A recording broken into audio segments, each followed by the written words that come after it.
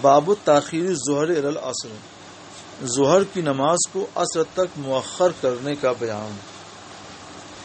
یہ باب بڑا اہم ہے اور شاید جمع بین الصلاتین کے عنوان سے باب آئے، کوئی ترجمۃ الباب آگے آئے گا تو وہاں ہم اس پر تفصیل سے بحث کریں گے۔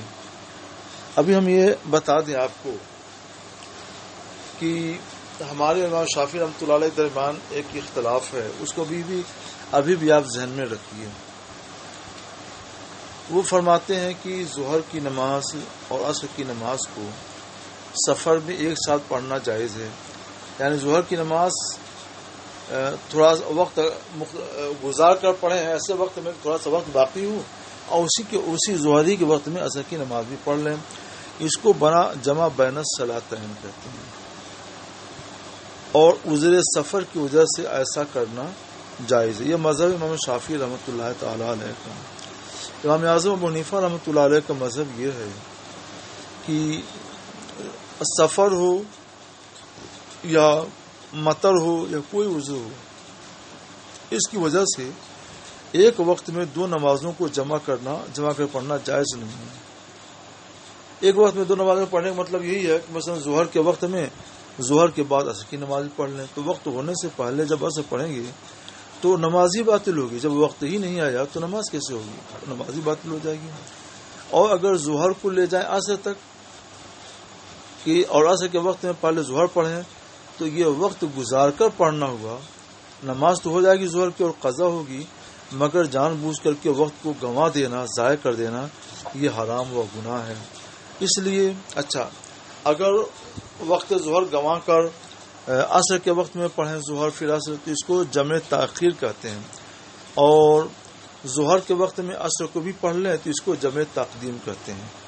تو جمع بین الصلاتین کی دو قسمیں، جمع تقدیم اور جمع تاخیر، اس کو آپ لوگ یاد رکھیے گا، اس کی ضرورت آگے آئے گی۔ اور ایک ہے جناب والا جمع سوری، اس پر ابھی ہم گفتگو کرتے ہیں۔ اب یہ حدیث سنیے، ابن عباس سے روایت ہے کہ نبی کریم صلی اللہ تعالی علیہ وسلم نے مدینہ منورہ میں، یہ دیکھیے سفر نہیں ہے، مدینہ منورہ حضر ہے، مدینہ منورہ میں 7 رکعت نماز پڑھی اور 8 رکعت نماز پڑھی، ظہر اور عصر کی اور مغرب اور عشاء کی۔ کیا مطلب ہوا؟ 8، یہ لفظ النصر غیر مرتب ہے، 8 رکعت نماز پڑھی، ظہر اور عصر کی 4 رکعت ظہر اور 4 رکعت عصر مدینہ شریف میں، یعنی ظہر کے وقت میں ظہر اور عصر کی نماز سرکار نے ایک ساتھ پڑھ لی۔ اور 7 رکعت کیا ہے؟ وہ مغرب اور عشاء ہے، 4 رکعت عشاء اور 3 رکعت مغرب۔ ان دونوں نمازوں کو مغرب کے وقت میں مغرب کی نماز پڑھی اور مغربی کے وقت میں مثلا عشاء کی بھی نماز پڑھ لی، تو ایک ہی وقت میں سرکار نے 7 رکعتیں پڑھی اور ایک ہی وقت میں سرکار نے 8 رکعتیں پڑھی، تو جمع بین الصلاتین یہاں بھی ہوا اور جمع بین الصلاتین وہاں بھی ہوا۔ امام ترمذی رحمۃ اللہ تعالی علیہ نے جامع ترمذی میں یہ بات لکھی ہے کہ اجمع الائمۃ علی ترک العمل بحدیث ابن عباس فی الجمع بالمدینۃ من غیر خوف ولا سفر۔ ائمہ کا اجماع ہے کہ مدینہ منورہ میں بغیر کسی خوف اور بغیر کسی سفر کے جمع بین الصلاتین جو سرکار علیہ الصلوۃ والسلام نے کیا، جس کو ابن عباس رضی اللہ تعالیٰ عنہ روایت کر رہے ہیں، اس حدیث پر ہمارے تمام ائمہ نے ترک عمل کیا، کسی بھی امام کا اس حدیث پر عمل نہیں ہے، کیونکہ امام شافعی رحمۃ اللہ علیہ اور آپ کے ہم نماؤں نے جمع بین الصلاتین کا جو مذہب اختیار کیا ہے، چاہے جمع تقدیم ہو چاہے جمع تاخیر ہو، وہ عذر سفر کی وجہ سے، اور یہ نماز تو حضر میں ہو رہی ہے، تو حضر میں کوئی بھی قائل نہیں، حضر میں سب لوگ امام اعظم کے ہی موقف پر ہیں۔ تو فرماتے ہیں کہ کوئی بھی اس حدیث کا قائل نہیں ہے، ائمہ میں سب نے اس حدیث کو متروک قرار دیا۔ ہم کہتے ہیں نہیں، ایسا نہیں ہے۔ یہ حدیث مسلم شریف میں بھی آئی ہے اور ہم نے تعلیقات علی مسلم میں الحواشی الجلیہ میں اس پر گفتگو کی ہے کہ امام اعظم ابو حنیفہ رحمۃ اللہ علیہ نے اس حدیث پر عمل کیا ہے، انہوں نے ترک عمل نہیں کیا۔ وہ کس طور پر کہ سرکار علیہ الصلوۃ والسلام نے جمع بین الصلاتین کر کے 7 رکعت پڑھی اور 8 رکعت پڑھی، یہ جمع حقیقی نہیں ہے جو کبھی جمع تقدیم اور کبھی جمع تاخیر ہوتی ہے، یہ جمع سوری ہے، صورت کے لحاظ سے جمع ہے۔ جمع سوری کا مطلب کیا ہے کہ سرکار نے ظہر کی نماز کو مؤخر کیا اور ظہر کی نماز کو ظہر کے آخری وقت میں پڑھا، سلام پھیرنے کچھ دیر کے بعد عصر کا وقت شروع ہو گیا تو عصر کی نماز عصر کے اول وقت میں پڑھی، تو دیکھنے والے نے یہ سمجھا کہ سرکار نے دونوں نمازیں ایک ساتھ پڑھی، یقیناً ایک ساتھ پڑھی، یقیناً جمع کیا، جمع بین الصلاتین کیا، مگر یہ جمع بین الصلاتین صرف صورت کے لحاظ سے حقیقت کے لحاظ سے نہیں ہے، کیونکہ ظہر کی نماز ظہر کے آخری وقت میں ادا ہو رہی ہے اور عصر کی نماز عصر کے اول وقت میں ادا ہو رہی ہے، دونوں نمازیں اپنے اپنے وقت میں ادا ہو رہی ہیں۔ تو اور یہی حال مغرب اور عشاء میں بھی سرکار نے کیا، اور سرکار نے ایسا کیوں کیا؟ بیان جواز کے لیے کہ اگر کبھی کوئی ایسا کر لے تو حضر میں بھی ایسا کرنا جائز و درست ہے اور سفر میں بھی اسی کی اجازت ہے۔ تو یہ حدیث متروک نہیں ہے، بلکہ امام اعظم ابو حنیفہ رحمۃ اللہ علیہ نے اس حدیث پر عمل کیا ہے، اور اس حدیث پر عمل کی صورت وہی جمع سوری ہے۔ یہ ہیں ایوب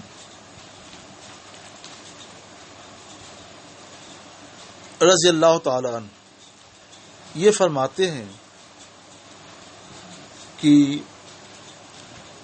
لعلہ فی لیلۃ مطیرۃ، شاید سرکار علیہ الصلوۃ والسلام نے بارش والی رات میں ایسا کیا،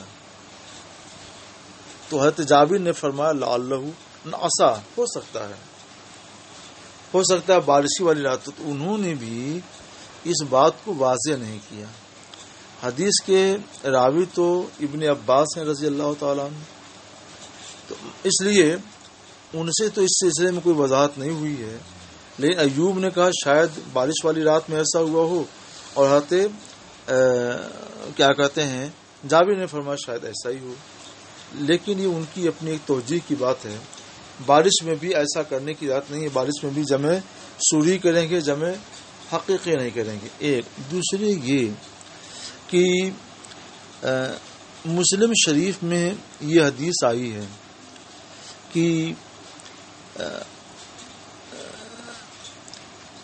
نبی کریم صلی اللہ تعالی وسلم نے جو 8 رکعت اور 7 رکعت پڑھی ہے، تو اس میں یہ ہے کہ من غیر خوف ولا مطر، یہ بغیر خوف اور بغیر بارش کے سرکار علیہ الصلوۃ والسلام نے ایسا کیا، اور بغیر خوف اور بغیر بارش کے اسی وقت ہو سکتا ہے جبکہ جمع سوری ہو، جمع حقیقی نہیں ہو سکتا ہے۔ یہ ایک ضروری گفتگو ہم نے اس حدیث کی شرح سے متعلق کر دیا ہے، جہاں جمع بین الصلاتین کی گفتگو آئے گی، ترجمۃ الباب آئے گا، وہاں ہم انشاءاللہ اس پر مزید روشنی ڈالیں گے۔ اب باب وقت العصر، حضرت عائشہ فرماتی ہیں نبی کریم صلی اللہ علیہ وسلم عصر کی نماز پڑھتے وہ شمس لم تخرج من حجرتها، اور دھوپ، شمس کا لفظ کہیں سورج کے معنی میں آتا ہے اور کہیں دھوپ کے معنی میں آتا ہے، اور دھوپ آپ کی حجرے سے نکلی ہوئی نہیں رہتی۔ یہ حدیث کل بھی گزر چکی ہے، وہاں میں نے یہ بتایا ہے کہ حضرت عائشہ صدیقہ کی حجرے کی دیوار چھوٹی چھوٹی تھی، اور یہ صحابی آگے بخاری شریف میں ہی آ رہی ہے، کوئی 20-25 دن کے بعد وہ حدیث، بقرعید کے بعد آپ حدیث وہ پڑھیں گے کہ ان کو حجرے کی دیواریں قصیر آتی، چھوٹی تھیں، اور جب دیوار بہت چھوٹی ہوگی تو سورج بہت کنارے چلا جائے گا، اس وقت دھوپ رہے گی، تو اس لیے یہ حدیث پاک ہم لوگوں کے لیے حجت ہے۔ کل ہم اس حدیث کی تشریح کر چکے ہیں، وہی تشریح یاد بھی ہے، اب اس مضمون کی حدیثیں بار بار آتی رہیں گی اور اب اس کو چھوڑتے جائیں گے۔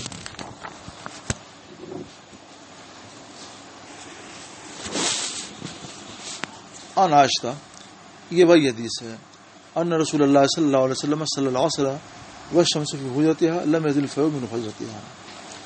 پھر اس کے بعد بھی وہی حدیث ہے، پھر اس کے بعد ابھی جو آپ نے ابو بردہ اسلمی والی حدیث پڑھی تھی، یہ وہ حدیث ہے۔ اچھا، اس میں بس یہ ہے کہ ایک لفظ تھوڑا سا نیا آ رہا ہے کہ کانا یستحب، سرکار پسند کرتے تھے کہ عشاء کو مؤخر کریں، وہ عشاء جس کو تم لوگ عتمہ کہتے ہو۔ عہد رسالت میں عشاء کی نماز کو اتما بھی لوگ کہتے تھے. اصل میں یہ عرب کہتے تھے اتما.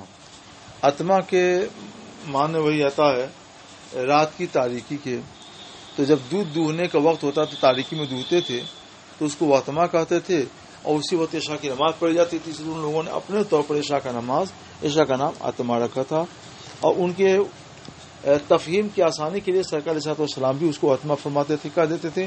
ورنہ شریعت میں اس نماز کا نام نماز عشاء اور صلاۃ العشاء ہے، اور یہی وجہ ہے کہ اب اتما کا لفظ کوئی جانتا بھی نہیں ہے. حدیث پاک میں اتما کا لفظ آتا رہے گا اور اس سے مراد نماز عشاء ہوگی.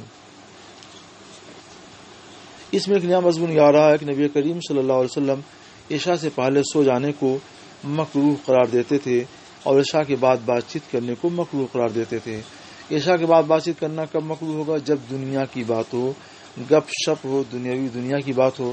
کیونکہ جب دیر میں سوئیں گے تو ایک تو اس سے صحت خراب ہوگی، آنکھوں پر دماغ پر اثر پڑے گا، اور دوسرے دیر میں جاگیں گے تو فجر کی نماز قضا ہو جائے گی.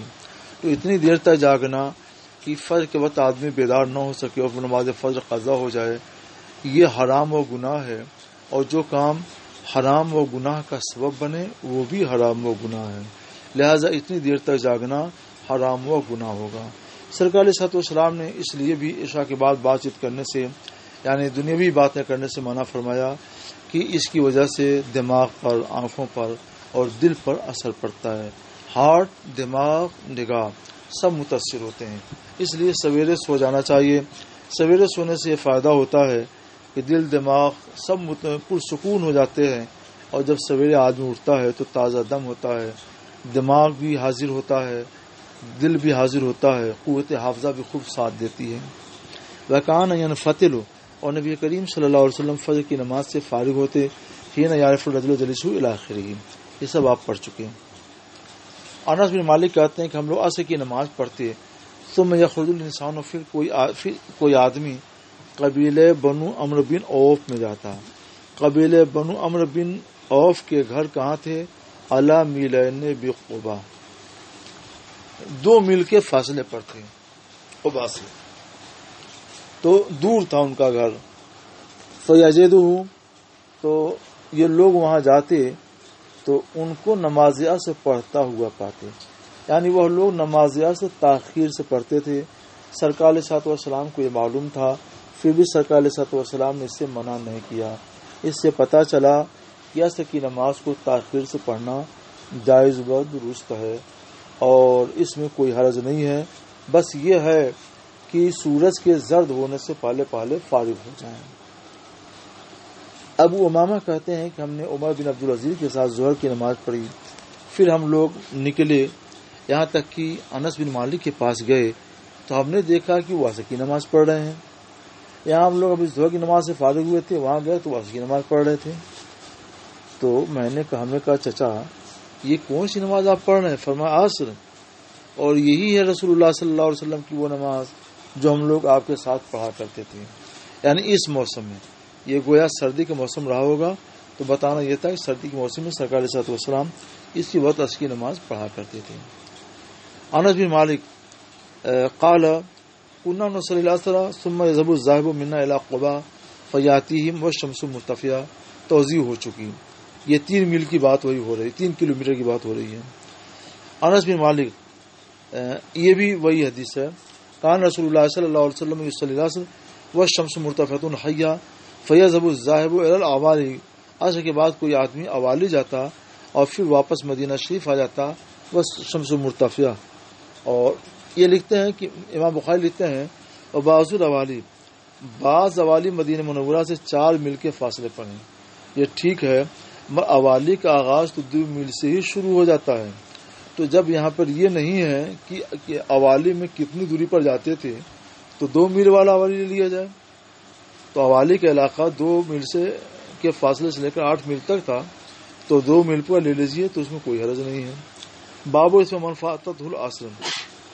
اب یہ ایک نئی حدیث آ رہی ہے، جس کی نماز عصر فوت ہو جائے اس کے گناہ کا بیان. کتنا بڑا گناہ ہے نماز عصر کا فوت ہونا، اس سلسلے میں حدیث پاک آ رہی ہے.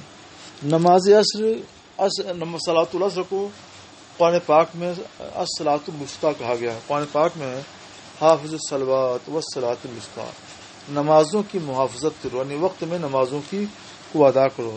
والصلاۃ الوسطیٰ خاص طور پر عصر کی نماز کا خاص طور پر دھیان رکھو کہ وقت ضائع نہ ہونے پائے، وقت کے اندر اس کی نماز پڑھ لو. سرکار علیہ الصلوۃ والسلام نے اتنی زیادہ تاکید کیوں فرمائی ہے؟ اس کی وجہ یہ حدیث پاک ہے جو آ رہی ہے. پہلے ترجمہ کر لیجئے، پھر ہم مزید گفتگو کرتے ہیں. عبداللہ بن عمر رسول اللہ صلی اللہ تعالی علیہ وسلم نے فرمایا الذی تفوتہ صلاۃ العصر، جس کی نماز عصر چھوٹ جائے، فوت ہو جائے، فکأنما اوتر ہولے کا، تو گویا کہ اس کے بال بچے ہلاک ہو گئے، اس کے آل ہلاک ہو گئے اور اس کا مال ہلاک ہو گیا. ابو عبداللہ بخاری کہتے ہیں یترکم وترت الرجل، یہ کب کہتے ہیں؟ اذا قتلت القتیل، جب تم کسی کو قتل کر دو یا اس کا مال ضائع کر دو تو اس وقت یترو کا لفظ بولتے ہیں. مطلب یہ کیا ہے کہ وتر یترو کے معنی آتے ہیں ہلاک ہونے کے، چاہے مال ہلاک ہو یا جان ہلاک ہو. تو سرکار فرماتے فکأنما اوتر اہلہ و مالہ، یہ دونوں کی ہلاکت کی بات سرکار فرما رہے ہیں. تو جس کی نماز صرف ہلاک ہو گئی، فوت ہو گئی، تو گویا اس کا مال بھی ہلاک ہو گیا اور اس کے اہل بھی ہلاک ہو گئے. تو یہ بڑی اہم بات ہے کہ مال اور اہل دونوں کی ہلاکت کی بات سرکار علیہ الصلوۃ والسلام نے کی. ہم اس وقت میرے ذہن میں جو بات تھوڑی سی تشریح کی آ رہی ہے وہ آپ کے سامنے رکھتے ہیں، اس کو آپ اپنے ذہن میں رکھیے گا. اصل میں نماز عصر کا وقت یہ وقت مشہود ہے، یعنی اس وقت میں رات کے فرشتے بھی آ جاتے ہیں اور دن کے فرشتے بھی آ جاتے ہیں. دن کے فرشتے جو ڈیوٹی پر مامور ہوتے ہیں وہ عصر کی نماز پڑھتے ہیں، اور رات آنے والی رات میں جن کی ڈیوٹی لگنی ہوتی ہے وہ ابھی سے وہ عصر ہی میں آ جاتے ہیں. جب ایک عصر کی نماز میں رات کی ڈیوٹی والے فرشتے بھی رہتے ہیں اور دن کی ڈیوٹی جو دن گزر رہا ہے اس کی ڈیوٹی والے فرشتے بھی رہتے ہیں، ایک ساتھ نماز پڑھتے ہیں. جب یہ فرشتے اللہ کی بارگاہ میں جاتے ہیں تو پوچھتے ہیں میرے بندے کو کس حال میں پایا؟ تو کہتے ہیں پروردگار ہم جب گئے تھے تو انہیں نماز پڑھتے ہوئے پایا اور جب آئے ہیں تو نماز پڑھتے ہوئے پایا. جب فرشتے جاتے وقت کی بھی شہادت دے دیتے ہیں، آتے وقت کی بھی شہادت دے دیتے ہیں، تو بخشش پانے والوں میں ان کا نام لیا جاتا ہے کہ جنتی حقدار ہو گئے. اور اگر وہ کہہ دیں کہ جب گئے تو بھی نماز سے بے خبر اور آئے تو بھی نماز سے بے خبر، تو اس کا نام پھر جہنمیوں میں چلا جاتا ہے. یہ تو اللہ کا بڑا نافرمان بندہ ہے. تو اچھا، اور یہ دونوں وقت کے فرشتے اپنی شہادت پیش کرتے ہیں. دن کی ڈیوٹی والا فرشتہ جائے گا تو بتا دے گا، وہ بتا دیں گے کہ اصل میں ہم ان کو نماز پڑھتا ہوا دیکھ کر کے آئے ہیں. اور جب دن کی اور رات کی ڈیوٹی والے فرشتے جب فجر میں حاضر ہوتے ہیں تو بتا دیتے ہیں کہ پروردگار ہم جب گئے تھے تو ان کو نماز ہی پایا تھا اور آئے تو نماز ہی پا رہے ہیں. اس طرح سے جب دو وقت کی شہادت ان کو مل جاتی ہے، اللہ کی بارگاہ میں پہنچ جاتی ہے تو ان کی بخشش ہو جاتی ہے. اللہ تعالیٰ جنت میں ان کا نام جنتی حقداروں میں ان کا نام شامل کر لیتا ہے. تو اب اسی لیے نماز وسطیٰ یعنی نماز فجر کی حفاظت کا اہمیت کے ساتھ، خصوصیت کے ساتھ حکم ہے اور اس کی ہدایت کی گئی ہے کہ یہ وقت مشہور ہے. دونوں وقت کے فرشتوں کی حاضری ہوتی ہے اور دونوں وقت کے فرشتے جا کر رپورٹ دیتے ہیں. اس لیے یہ ایسا ہی فجر میں بھی ہوتا ہے. اس لیے فجر کے وقت میں بھی ضرور نماز پڑھی جائے اور ظہر عصر کے وقت میں بھی ضرور نماز پڑھی جائے، تاکہ کم سے کم دونوں وقت میں تو ہمارا نام آ جائے اللہ تعالیٰ کی فہرست میں اور فرشتوں کی رپورٹ میں. اب اتنی بات جب سمجھ آ گئی، ایک تفصیل تھی. اب استدلال سنیے. استدلال اس سے یہ ہے کہ جس نے نماز عصر کی پا لی تو اس کے وقت حق میں دونوں وقت کے فرشتے، رات دن دونوں وقت کے فرشتے گواہی دے دیں گے، وہ جنت کے حقدار ہو گیا. تو اب جب جنت کے حقدار ہو گیا، جنت جیسا محل مل گیا اور اس میں مال کی کوئی کمی نہیں ہے، اور اس کے اہل جنت جو ہیں، جو اس کے خدام، وہ بھی مل گئے. اور جب جہنم میں نام جائے گا یا جنت محرومین میں، تو جنت جیسا مال سے بھی یہ محروم ہو گیا، اور جو جنت میں اس کے خدام ہیں وہ اس کے اہل ہیں، ان سے بھی یہ محروم ہو گیا. تو گویا اس کا اہل اور اس کا مال دونوں ہلاک ہو گئے، یعنی دونوں سے محروم ہو گیا. تو نماز پڑھتا ہے تو دونوں سے سرفراز ہوتا ہے، اور نماز چھوڑتا ہے تو دونوں سے محروم ہوتا ہے. ان دونوں سے محرومی کو اہل اور مال کی محرومی سے تعبیر کیا گیا ہے. اس تشریح کو یاد رکھیے گا. میں نے یہ تشریح کہیں دیکھی نہیں ہے، ابھی میرے ذہن میں یہ بات آئی ہے تو میں نے آپ کو بتا دیا. امید رکھتا ہوں کہ انشاءاللہ تعالی یہ توجیہ صحیح ہے. ابو الملی کہتے ہیں کہ ہم لوگ حضرت بریدہ رضی اللہ تعالیٰ عنہ کے ساتھ ایک غزوہ میں تھے. فی یوم ذی غیم، موسم بارش کا تھا، موسم بدلی کا تھا. تو انہوں نے فرمایا بکروا بصلاۃ العصر، عصر کی نماز جلد ادا کر لو، یعنی اول وقت میں ادا کر لو. یہی ہمارا بھی مذہب ہے کہ جب موسم برسات کا ہو، بدلی کا ہو، یا موسم ٹھنڈک کا ہو تو عصر کی نماز اول وقت میں ادا کی جائے گی، یہ مستحب ہے. اور انہوں نے وجہ یہ بتائی کہ اس سے کہ نبی کریم صلی اللہ تعالی علیہ وسلم نے فرمایا جس نے نماز سے چھوڑ دی تو اس کا فقد حبط عملو، تو اس کا عمل رائے گاہ گیا، کیونکہ اس سے پہلے جتنا عمل کر چکا ہے تو وہ رائے گاہ گیا. مطلب رائے گاہ کے حکم میں گیا، کیونکہ جب یہ جہنم جنت سے محروم کر دیا جائے گا تو گویا پہلے کا عمل اس کا کام نہ آیا. اس لیے تم لوگ برسات کے موسم میں اور بدلی کے موسم میں جلدی نماز پڑھ لو. فضل و صلاۃ العصر، نماز عصر کی فضیلت کا بیان. جریر بن عبداللہ بجلی کہتے ہیں کہ ہم لوگ نبی کریم صلی اللہ علیہ وسلم کی بارگاہ میں حاضر تھے تو سرکار نے ایک شب چاند کی طرف نظر ڈالی. فرمایا یہ دوسری حدیث میں آیا کہ وہ رات جو 14ویں رات کی تھی. 14ویں رات کا چاند جو ہوتا ہے نا وہ مکمل چاند ہوتا ہے، اور پوری طرح سے پوری آب و تاب کے ساتھ وہ اپنی روشنی بکھیر رہا ہوتا ہے، اس پر کسی کی نظر نہیں جمتی ہے. سرکار نے فرمایا کہ تم لوگ اپنے رب کو ایسے ہی دیکھو گے جیسے تم لوگ اس چاند کو دیکھتے ہو. تم لوگ اللہ کی رؤیت میں کوئی مشقت یا کوئی شک نہیں محسوس کرو گے، یعنی تم کو یقین ہوگا تم لوگ اپنے رب کو ہی دیکھ رہے ہو. یہ ہوگا کیا مطلب اس کا ہوا کہ جیسے 14ویں چاند کا شب بدلی نہ ہو، پوری آب و تاب کے ساتھ چمک رہا ہو، تو آئینے چاند کی ٹکیا کم نظر آتی ہے، روشنی زیادہ نظر آتی ہے، اور سب کو یہ یقین ہے کہ وہ 14ویں رات کے چاند کو دیکھ رہا ہے. ایسے اللہ تعالیٰ کو تم لوگ قیامت دن دیکھو گے، تمہیں یقین ہوگا تم لوگ واقعی اللہ کو ہی دیکھ رہے ہو، اور تمہیں اللہ کے دیکھنے میں نہ کوئی شک ہوگا نہ کوئی مشقت. سورج سے سرکار نے تشبیہ نہیں دی، کیونکہ سورج جس وقت پوری آب و تاب کے ساتھ دوپہر میں چمک رہا ہو تو سورج کو دیکھنے میں نگاہوں پر مشقت ہوگی، تکلیف پہنچے گی. مگر 14ویں رات چاند دیکھو تو نگاہوں پر، کیونکہ اس میں نگاہوں پر کوئی مشقت نہیں ہوگی، کیونکہ ان سے ٹھنڈک چھن کر آتی ہے. تو سرکار فرماتے ہیں جیسے تم لوگ چاند کو دیکھ رہے ہو اطمینان سے اور تمہیں کوئی مشقت نہیں محسوس ہوتی، ایسے ہی بغیر کسی مشقت کے تم لوگ قیامت دن اللہ تعالیٰ کا دیدار بھی کرو گے. اللہ تعالیٰ کا دیدار یہ جنتیوں کو ہوگا. جب جنتی جنت میں چلے جائیں گے تو آخری نعمت جو انہیں ملے گی وہ اللہ تعالیٰ کا دیدار ہے. جب اللہ کا دیدار کریں گے تو وہ کہیں گے کہ یہ وہ نعمت ہے، اس سے بہتر نعمت تو ہم نے کبھی نہیں پائی. سرکار فرماتے ہیں فَإِنِ اسْتَطَعْتُمْ، اگر تم سے ہو سکے کہ تم لوگ طلوع آفتاب سے پہلے والی نماز اور غروب آفتاب سے پہلے والی نماز پر غالب نہ ہو جاؤ فَفَعْلُوا، تو ایسا کرو.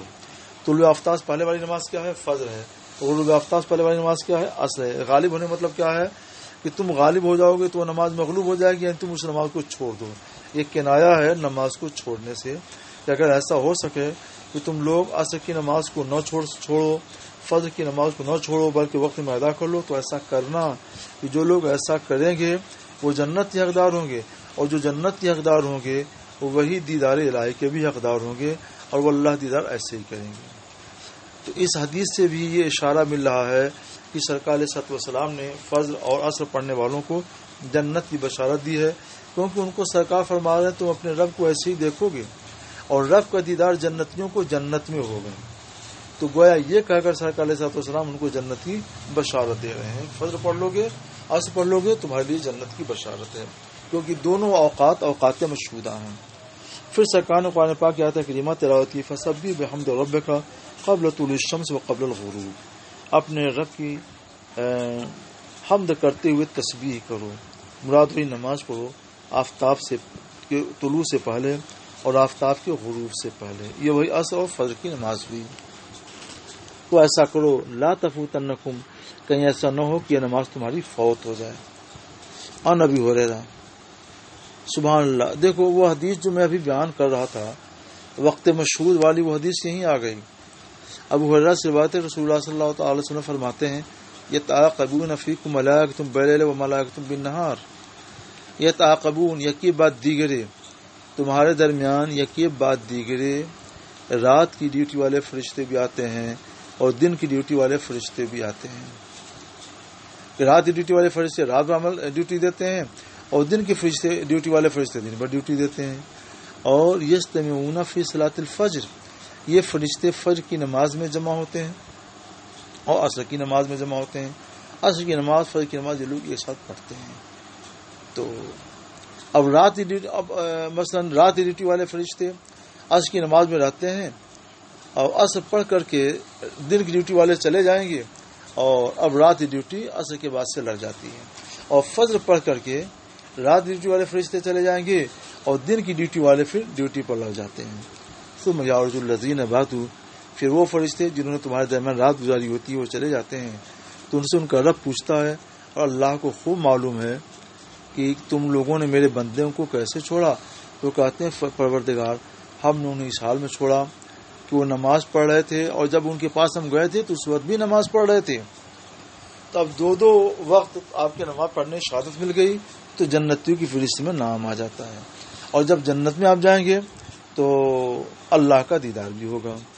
بڑی ایک اہم حدیث، یہ سب حدیثیں بڑی اہم چل رہی ہیں. ہم نے آج سوچا تھا کہ ذرا تیزی سے چلے گے اور سبق کچھ زیادہ ہوگا، مگر ہم آگے نہیں بڑھ پا رہے ہیں. اور اب جو حدیث سامنے آ رہی ہے وہ حدیث بھی ایسی ہی دکھ رہی ہے. آج کا سبق کم ہوگا. باب من ادرک رکعۃ من العصر قبل الغروب، جس نے عصر کی ایک رکعت غروب آفتاب سے پہلے پالی تو اس کا کیا حکم ہے. ایک رکعت سے نماز پائی ہے غروب آفتاب سے پہلے. ابو ہریرہ کہتے ہیں کہ رسول اللہ صلی اللہ تعالی علیہ وسلم نے فرمایا، اذا ادرک احدکم سجدۃ من صلاۃ العصر، جب تم میں سے کوئی نماز عصر کا ایک سجدہ پالے، یعنی ایک رکعت پالے یا ایک سجدہ کی مقدار پالے سورج ڈوبنے سے پہلے، تو وہ اپنی نماز پوری کرے.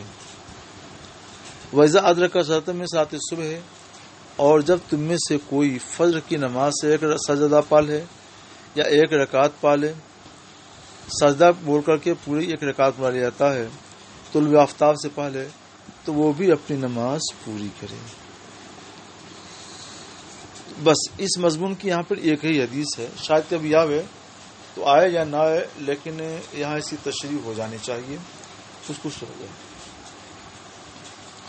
اس کا کیا مطلب ہے؟ اس کا مطلب یہ ہے کہ غور سے سنیے گا.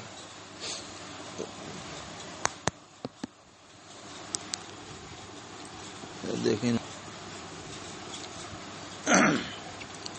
اس حدیث پاک کی تشریح سنو. نمبر 1، کوئی نابالغ لڑکا ایسے وقت میں بالغ ہوا کہ بس ایک رکعت نماز عصر کی یا فجر کی پا سکتا ہے، یا اتنا ہی وقت ملا کہ اللہ اکبر کہہ کر تحریمہ باندھ سکتا ہے، تو اس پر اس وقت کی نماز فرض ہوئی. فلیتم، لہذا نماز عصر ہو تو اس کو مکمل پڑھے، فجر ہو تو اس کو مکمل پڑھے، یعنی اس کی قضا کرے. ایک مطلب. دوسرا سنو، کوئی عورت حیض میں تھی یا نفاس میں تھی اور جس وقت وہ پاک ہوئی اس وقت عصر کا یا فجر کا تھوڑا ہی وقت باقی تھا کہ بس ایک رکعت پا سکے یا اللہ اکبر کہہ کر تحریمہ باندھ سکے، تو اس کے لیے بھی یہ حکم ہے کہ اس نماز کو مکمل کرے، یعنی وہ نماز اس پر فرض ہو گئی ہے اور اس وقت میں تو پڑھ نہیں سکتی ہے، لہذا اس نماز کی مکمل وہ قضا کرے. وہ نماز معاف نہیں. حاضہ پر نفسہ پر نماز معاف تھی، مگر جب اس نے تکبیر تحریمہ کی مقدار پا لیا تو وہ نماز اس پر فرض ہو گئی، لہذا اس کو وہ ادا کرے. کوئی شخص غیر مسلم تھا اور اس نے اسلام قبول کیا ایسے وقت میں کہ نماز عصر یا نماز فجر کا ایک سجدہ پا سکتا تھا یا تکبیر تحریمہ باندھ سکتا تھا یا ایک رکعت پڑھ سکتا تھا، تو اس پر وہ نماز فرض ہو گئی. اور اگر اللہ تعالیٰ اس کے لیے نماز کے وقت میں گنجائش بڑھا دے، طول دے دے، تب تو اسی وقت پڑھے، اور نہیں وقت بڑھتا ہے عموماً ایسا ہی ہوتا ہے تو دوسرے وقت میں اس نماز کی قضا کرے.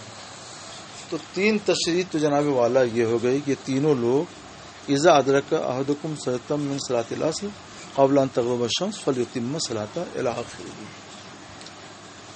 یہ 3 تشریحات وہ ہیں جس پر سارے ائمہ کا اتفاق پایا جاتا ہے. اب ایک تشریح اور بیان کرنے جا رہے ہیں جس میں اختلاف ہے، اس کو غور سے سنیں. وہ یہ ہے کہ ایک شخص نے نماز فجر شروع کر دی اور ابھی ایک ہی رکعت پڑھنے پایا تھا کہ سورج طلوع ہونے لگا، تو وہ کیا کرے؟ تو سرکار فرماتے ہیں فلیتم صلاۃ، نماز پوری کرے، یعنی سورج طلوع ہو رہا ہونے دو، ایک رکعت اور پڑھ کر سلام پھیرو. بظاہر اس کا مطلب یہ ہے. اور یہی حال من صلاۃ العصر قبل ان تغرب الشمس کا بھی ہوگا. کوئی آدمی کسی نے نماز پڑھنے شروع کی اور ابھی ایک ہی رکعت پڑھنے پایا تھا کہ سورج ڈوبنے لگا، تو کیا کرے؟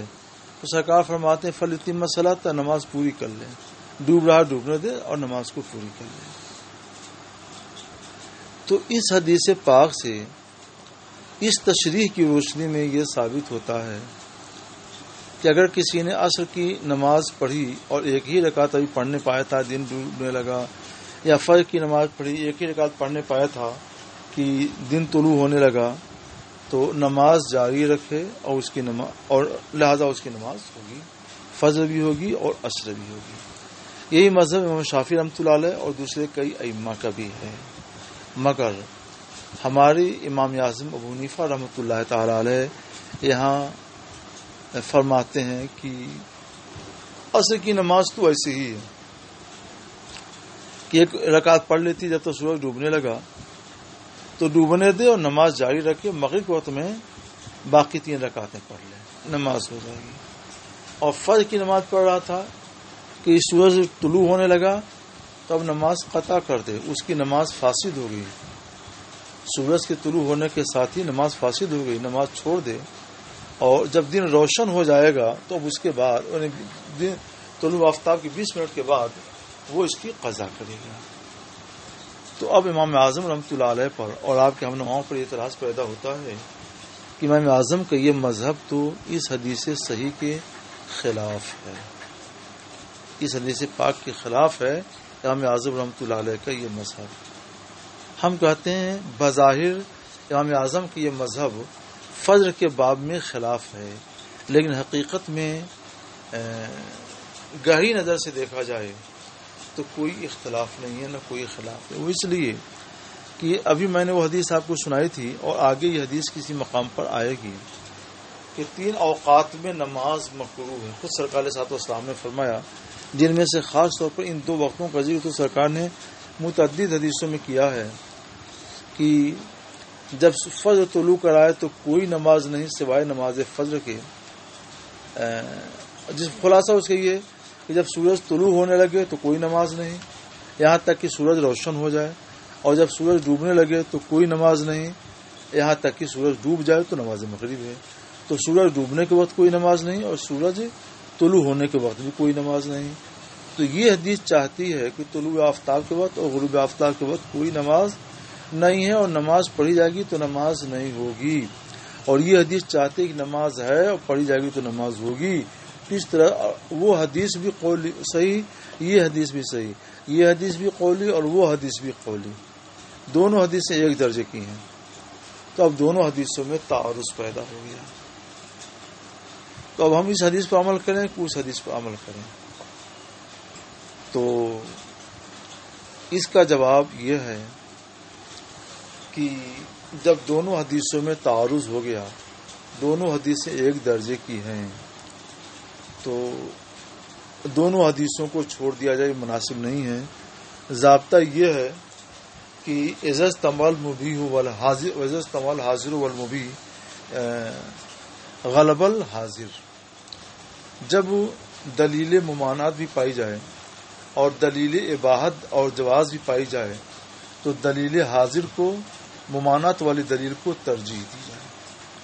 تو اب یہاں ممانعت والی دلیل کیا ہے کہ ان اوقات میں نماز نہ پڑھی جائے، لہذا اس حدیث کو ترجیح دیتے ہوئے ہم یہ کہیں گے کہ ان اوقات میں نماز نہ پڑھی جائے، بلکہ اور اس حدیث کو اس حدیث پر ترجیح حاصل ہے. مگر پھر یہاں پر ایک اعتراض پیدا ہوتا ہے کہ جب اس حدیث کی حدیث پر ترجیح حاصل ہے، اس لیے آپ کہتے ہیں کہ فجر کی نماز نہیں ہوگی، تو آپ کہیے کہ عصر کی بھی نماز نہیں ہوگی، حالانکہ آپ کہتے ہیں کہ عصر کی نماز ہوگی. تو اس کا جواب یہ ہے کہ ہم جو کہتے ہیں عصر کی نماز ہوگی تو اس حدیث کی بنیاد پر نہیں، یہ حدیث تو مبیح ہونے کی وجہ سے،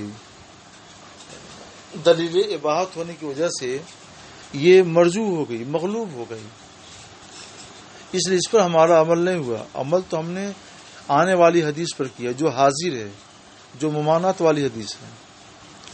مگر قاعدہ یہ ہے کہ جب دو دلیلوں میں تعارض ہو جائے اور تو ایسی صورت میں یہ دیکھیں، اور تعارض اور ترجیح بھی نہ ہو سکے تو یہ دیکھا جاتا ہے کہ دونوں میں کون مقدم ہے کون مؤخر ہے. جو مؤخر ہو اس کو ناسخ مان لیں گے اور مقدم کو منسوخ قرار دے دیں گے. میں اتفاق ایسا کہ ان دو حدیثوں میں یہ پتہ ہی نہیں چل سکا اب تک کہ دونوں میں کون مقدم ہے اور کون مؤخر ہے، تو نہ کسی کو منسوخ قرار دے سکتے ہیں نہ کسی کو ناسخ. تو اب دونوں دلیلوں میں پورے طور پر تعارض ہو گیا، اور قاعدہ یہی ہے کہ اذا تعارضا تساقطا، جب دو دلیلیں متعارض ہو جاتی ہیں اور ساقط الاعتبار ہو جاتی ہیں، اس لیے یہ حدیث ساقط الاعتبار ہو گئی. اب عمل ہم نے پھر کس پر کیا؟ عقل پر.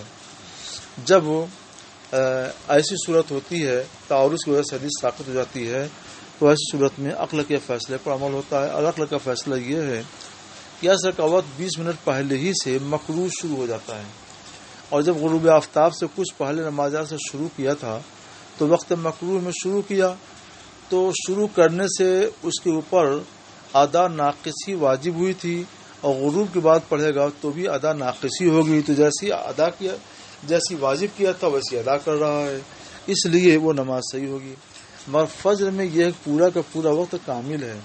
جب شروع کیا تھا تو وقت کامل تھا، تو اس پر واجب تھا کاملی طور پر ادا کرے، اور جب سورج طلوع ہوگا تو اس وقت ناقص ہو جائے گا، تو واجب کیا تھا کامل اور ادا کرے گا ناقص، تو نماز نہیں ہوگی. اس لیے عقل کے فیصلے سے یہ ثابت ہوا کہ فجر کی نماز نہیں ہوگی اور عصر کی نماز ہوگی. یہ بحث جو ہم نے کس کی ہے، ہم خود اس حدیث کے ان دونوں حدیثوں کو کے پیش نظر متعدد رہتے تھے.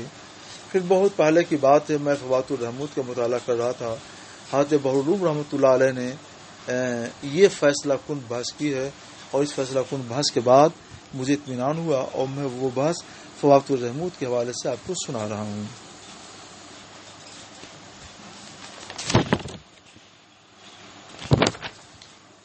چلو ایک حدیث اور یہ ہے سالم بن عبداللہ روایت کرتے ہیں اپنے والد عبداللہ بن عمر سے. انہوں نے بتایا کہ انہوں نے یہ حدیث بھی بڑی اہم آ رہی ہے. میں جو ابھی آپ کو بتایا تھا نا کہ دو حدیثیں آگے اور آ رہی ہیں، ایک عبداللہ بن عمر کی اور ایک ہے ابو موسیٰ الاشعری کی، جو وقت ظہر و عصر پر دلالت کرتی ہیں. تو وہ حدیث دونوں حدیثیں یہی ہیں. اب ان کو آپ سنیے.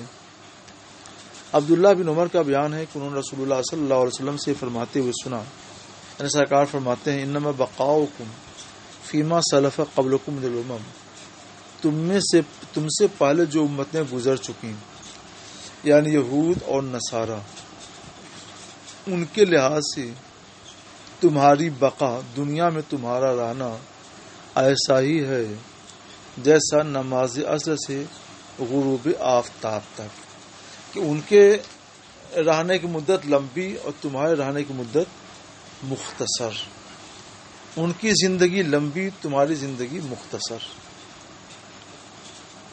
اوتے اہل پھر سرکار نے مثال بیان فرمائی کہ اہل توریت کو یعنی یہود کو توریت دی گئی تو انہوں نے توریت پر عمل کیا، یہاں تک کہ جب نصف النہار ہوا تو عجزو، انہوں نے عاجزی ظاہر کر دی کہ اب ہم اس پر عمل نہیں کر پائیں گے۔ فأوتوا قیراتن قیراتا، تو انہیں ایک ایک قیرات اجر دے دیا گیا، چلو جتنا کام اتنا تھا۔ ثم اوتی اہل الانجیل، پھر انجیل والوں کو انجیل دی گئی، یعنی عیسائیوں کو نصارہ کو، تو انہوں نے نماز عصر تک عمل کیا، یعنی نصف النہار زوال آفتاب سے لے کر کے اور وقت عصر تک انہوں نے عمل کیا۔ پھر انہوں نے بھی آج ظاہر کر دی بس ہم سے جتنا ہونا تو ہو چکا، اب نہیں کر پائیں گے، تو ان کو بھی یہ قرات دے دیا گیا، جتنا کام اتنا دام لے لو۔ سمعتین القرآن، پھر ہمیں قرآن عطا کیا گیا، تو ہم لوگوں نے عصر سے لے کر غروب آفتاب تک عمل کیا، یعنی عبادت کی، تو ہم کو 2 قرات اجر ملا، اور کام ہمارا کتنا، وقت عصر سے لے کر غروب آفتاب تک، اور اجرت کتنی، دونی 2 قرات۔ تب دونوں کتابوں والوں نے کہا، یعنی یہود نے بھی نصارہ نے بھی، اے ربنا، یہ ہمارے پروردگار، آتیتا ہؤلاء، تو نے ان لوگوں کو تو 2 قیرات دیا، ڈبل اجر، اور ہم کو تو نے ایک قیرات دیا، ایک قیرات، آدھا آدھا، ان کی آدھا۔ وَنَحْنُ كُنَّا أَكْثَرَ عَمَلًا، حالانکہ ہمارا عمل ان سے زیادہ ہے۔ یہودیوں نے بھی کہا ہمارا عمل ان سے زیادہ ہے، کیونکہ انہوں نے نصف النہار تک کام کیا تھا۔ عموماً نصف النہار تک جو کام ہوتا ہے 9 ساڑھے 9 بجے سے کام شروع ہوتا ہے، دوپہر تو لوگ کام کرتے ہیں، تو مثلا 9 3 12 یا اور پہلے سے لے لو، جو جلدی کام شروع کر دیتے ہیں ناشتہ واشتہ کر کے، تو 8 بجے سے مان لیا جائے کہ 8 بجے تک ناشتہ واشتہ کر کے کام شروع کر دیا، اور 12 بجے تک ان لوگوں نے 12 تک 12:15 تک انہوں نے کام کیا، تو 4 سوا 4 گھنٹے تک ان لوگوں نے کام کیا۔ اور جو انجیل والے ہیں یعنی نصارہ عیسائی، انہوں نے نصف النہار سے لے کر عصر تک کا کام کیا، تو ان لوگوں نے یہ کہا دونوں نے، پروردگار ہمارا عمل ان لوگوں سے زیادہ ہے، امت محمدیہ سے زیادہ ہے، اور تو نے ہم کو اجرت ایک قیرات دی اور ان کو ہمارے ڈبل دیے 2 قیرات۔ تو اللہ عز و جل پوچھے گا حل ظلمتکم من اجرکم من شیء، کیا میں نے تمہارے اجرت میں کچھ کمی کی ہے؟ تو کہیں گے نہیں، کمی تو نہیں ہے، تو کیونکہ ان سے معاہدہ یہی تھا کہ تم دن بھر کام کرو گے تم کو 2 قیرات اجر ملے گا، اور انہوں نے ان میں سے کسی نے بھی آدھے دن تک کام نہیں کیا ہے، جب آدھے دن بھی کام نہیں کیا تو اجرت ان کو زیادہ ہی مل رہی ہے، اعتراض کوئی حق تو نہیں تھا۔ تو اللہ فرمائے گا ہوا فضلی، یہ میرا فضل ہے، میں جسے چاہوں عطا کروں۔ یہاں یاد رکھیے، یہاں یہود و نصارہ سے مراد وہ یہود و نصارہ ہیں جنہوں نے واقعی اپنی کتاب توریت اور انجیل پر عمل کیا اور اس میں تحریف نہیں کی، تو ان لوگوں کو اجر ملے گا، اور جنہوں نے تحریف کر دی اور پھر وہ اپنے دین سے پھر گئے تو وہ یہود و نصارہ یہاں پر نئے مراد ہیں۔ اس سے ہماری استدلال کیا ہے؟ اس سے ہمارا استدلال یہ ہے کہ 8 بجے ان لوگوں نے یہودیوں نے مثلا 8 بجے سے لے کر 12 سوا 12 بجے تک کام کیا، تو کل 4 سوا 4 گھنٹے کام ہوا، اور نصارہ نے زوال آفتاب سے لے کر کے عصر تک کام کیا، تو یہ کام بھی تقریباً 4 سوا 4 گھنٹہ کا ہوتا ہے، تو 4 ساڑھے 4 گھنٹہ لگ بھگ یہ بھی ہو جائے گا، کچھ کم بیش۔ تو اس کو انہوں نے کہا کہ ہمارا کام زیادہ ہے اور ہم نے کام زیادہ مدت تک کیا ہے، اور ان لوگوں نے تو عصر سے لے کر مغرب تک کام کیا، تو ان کے عمل کی مدت کم ہے. تو عصر سے لے کر مغرب تک کا جو وقت ہے یہ ثابت ہوا کہ ظہر کے وقت سے بھی کم ہے اور صبح کے وقت سے بھی کم ہے. یہ ثابت ہو گیا. چلو فی الحال ہم ظہر کے وقت کے سامنے رکھ کر گفتگو کرتے ہیں. ظہر کے وقت سے کم ہے اور یہ کمی اسی وقت ہو سکتی ہے جبکہ ہم یہ مانیں کہ عصر کا وقت مثل سوم سے شروع ہوتا ہے، تیسرے مثل سے شروع ہوتا ہے. اور اگر یہ مان لیں کہ عصر کا وقت مثل دوم سے شروع ہوتا ہے تب تو عصر اور ظہر دونوں کا وقت مساوی ہو جائے گا. یہ دیکھنے میں کم و بیش نہیں ہوگا. اس کی تشریح یہ ہے کہ مثلا مانو آج کے ظہر کا وقت آپ دائمی اوقات صلاۃ میں دیکھ لیجئے، 12:03 پر ظہر کا وقت آج شروع ہوا اور وقت عصر ختم کیا بجے ہوتا ہے؟ وقت ظہر شروع کیا بجے ہوتا ہے؟ 4:46 پر ختم ہو جاتا ہے اور 4:47 پر وقت عصر شروع ہو جاتا ہے. 4:47 سے پہلے تک جو ہے وقت ظہر تھا. تو وقت ظہر کل کتنا ہوا؟ 12:03 پر شروع ہوا اور 4:47 پر ختم ہوا. تو 4 گھنٹے 44 منٹ یہ وقت ظہر ہوا. اچھا صاحب، اب وقت عصر شروع ہو رہا ہے 4:47 پر اور غروب آفتاب کا بجے 6:50 پر. تو جوڑ لو 2 گھنٹے 3 منٹ عصر کا کل وقت ہوا. تو کل وقت ظہر 4 گھنٹہ 44 منٹ اور کل وقت مغرب 2 گھنٹے 3 منٹ. تو آدھے سے بھی کم ہوا. یہ ہمارے لحاظ سے، ہمارے حساب سے تقریباً آدھا ہوا یا آدھے سے بھی کم ہوا. کسی موسم میں آدھے قریب ہو جائے، کسی موسم میں آدھے سے بھی کم ہوگا، اس موسم میں آدھے سے بھی کم ہوگا. تو ہماری مذہب کے لحاظ سے ان کا کہنا تو صحیح ہے کہ وَنَحْنُ كُنَّا أَكْثَرَ عَمَلًا، ہمارا عمل امت محمدیہ سے زیادہ ہے. کیونکہ مثلا ہم نے کام کیا 4.5 گھنٹہ اور ان لوگوں نے کام کیا 2 گھنٹہ 3 منٹ کل. یقیناً 2 گھنٹہ 3 منٹ سے 4.5 گھنٹہ زیادہ ہوتا ہے. تو ان کا یہ کہنا بالکل صحیح ہوگا. لیکن اب امام شافعی رحمۃ اللہ علیہ کے مذہب کے لحاظ سے دیکھو تو ان کے مذہب کے لحاظ سے وقت عصر شروع ہوتا ہے 3:31 پر آج اور 12:03 پر وقت ظہر شروع ہوتا ہے. اس طور پر پورا وقت ظہر کل 3 گھنٹے 28 منٹ، 3.5 گھنٹہ بھی نہیں ہوا. اور پھر اس کے بعد سے 6:50 پر چونکہ مغرب کا وقت شروع ہو رہا ہے اور 3:31 پر عصر کا وقت شروع ہو رہا ہے تو یہ 3 گھنٹے 19 منٹ ہو رہا ہے. تو 3 گھنٹے 19 منٹ وقت عصر امام شافعی کے مذہب پر اور 3 گھنٹے 28 منٹ پر وقت ظہر امام شافعی رحمۃ اللہ علیہ کے مذہب پر. تو یہ 5-6-7 منٹ کا جو فرق ہو رہا ہے کوئی فرق نہیں ہے. دیکھنے میں دونوں مساوی مانے جائیں گے. خاص طور پر اجرت کے معاملے میں اگر 2 مزدور کام کر رہے ہیں، کسی نے 6-7-10 منٹ زیادہ ہی کام کر دیا اور کسی نے 6-7 منٹ کم کام کیا تو دونوں کو مزدوری برابر ملے گی.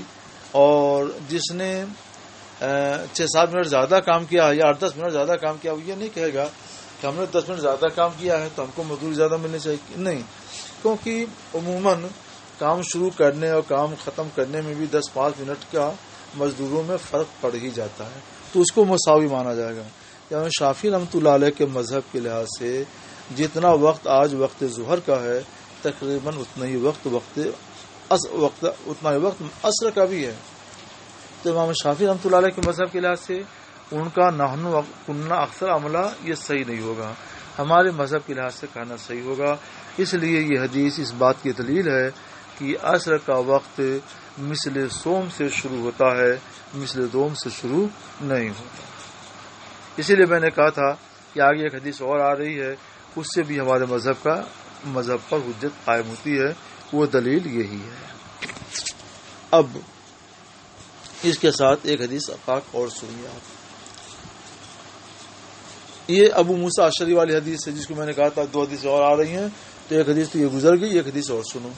ابو موسیٰ اشعری روایت کرتے ہیں کہ نبی کریم صلی اللہ علیہ وسلم نے فرمایا کہ مسلمانوں کی حالت، صفت اور یہود و نصارہ کی صفت اس آدمی کی طرح سے ہے کس تاجرہ قوم، جس نے کچھ لوگوں کو اجیر رقم مزدوری پر رکھا کہ جو اس کے لیے کام کریں رات تک، یعنی دن بھر کام کریں، رات آنے تک کام کریں، دن بھر کام کریں. اچھا، تو اور ان کے لیے اجرت کیا تھی؟ وہی 2 قیرات تھی. دن بھر کام کریں گے 2 قیرات ملے گا. تو ان لوگوں نے نصف النہار تک، دوپہر تک کام کیا اور کہنے لگے لا حاجت لنا الی اجرک، ہمیں آپ کے اجرت کی حاجت نہیں، یعنی 2 قیرات اجرت کی حاجت نہیں ہے، ہم بس یہیں پہ اپنے کام کو موقوف کرتے ہیں. یعنی ہم کو ایک قیرات دے دیجیے، ہم جاتے ہیں، ہم 2 قیرات کے لیے اب نہیں رکیں گے، مزید کام نہیں کریں گے. تو لا حاجت لنا الی اجرک سے مراد کیا ہے کہ 2 قیرات اجر کی حاجت نہیں ہے، کیونکہ ہم یہیں تک تھک چکے ہیں، اب کام نہیں کر پائیں گے، لہذا ہمارا 1 قیرات دیجیے، ہم جائیں گے. اب دوسرے لوگ آئے، ان سے بھی معاملہ یہ طے ہوا تم لوگ دن بھر کام کر دو تو تم کو 2 قیرات اجرت ملے گی. تو اس نے دوسرے لوگوں کو مزدوری پر رکھا. تو کہتے ہیں فقال سرکار فرمایا، تو اس نے کہا اکملوا بقیت یومکم، بقیہ دن تم لوگ کام کرو اور تمہارے لیے وہی اجرت ہے جو میں نے طے کر دی ہے، یعنی 2 قیرات. تو انہوں نے کام کیا، یہ لوگ کام کرتے رہے یہاں تک کہ جب نماز عصر کا وقت آیا تو یہ بھی استعفیٰ لگا دیے. انہوں نے بھی کہا لکا ما ملنا، جو ہم نے کر دیا وہ آپ کے لیے ہے اور اب ہم کام نہیں کریں گے، یعنی ہم کو 1 قیرات ہی دے دیجیے، ہم اسی پر بچ کر کے چلے جاتے ہیں. تو 1 قیرات انہوں نے لے لیا، 1 قیرات انہوں نے لے لیا. یہ ایک توجیہ کے مطابق ہم یہ گفتگو کر رہے ہیں. اس میں اور بھی توجیہات ہیں، جو توجیہ زیادہ آسان ہے اس کے مطابق گفتگو کر رہے ہیں. فتاجر قومن، اب اس کے بعد اس مالک نے تیسری قوم کو اجرت پر رکھا اور یہ کہا کہ تم لوگ اس وقت سے لے کر بقیہ دن کام کر لو، یہ وہی عصر سے لے کر مغرب تک کا وقت ہے اور تمہارے لیے اجرت پوری مل جائے گی. دونوں کو ہم جتنی اجرت ملا کر دیتے دن بھر کی، وہ دن بھر کی پوری اجرت ہم تم کو دیں گے. تو انہوں نے بقیہ دن کام کیا یہاں تک جب سورج غروب ہوا فاستکملوا، تو انہوں نے دونوں فریقوں کی مزدوری مکمل حاصل کر لی، یعنی 2 قیرات انہوں نے حاصل کر لیا. یہاں بھی وہی بات ہے کہ ان لوگوں نے کام زیادہ کیا، انہوں نے کام کم کیا، انہیں اجرت آدھی ملی، انہیں اجرت ڈبل ملی. اور اصل تو اس سے یہ معلوم ہوا کہ انہیں جو اجرت، انہیں عصر کے وقت سے جو بات سرکار صلی اللہ علیہ وسلم نے جو بات کہی ہے مثال کے طور پر یہ بتانے کے لیے کہی ہے کہ میری امت کو جو کام کرنے کا موقع ملا ہے یہ یہود و نصارہ سے کم ملا ہے، اور اس کے باوجود ان کو اجرت دگنی عطا کی جا رہی ہے. تو پتہ چلا اس سے بھی کہ عصر کا وقت ظہر کے وقت سے کم ہے.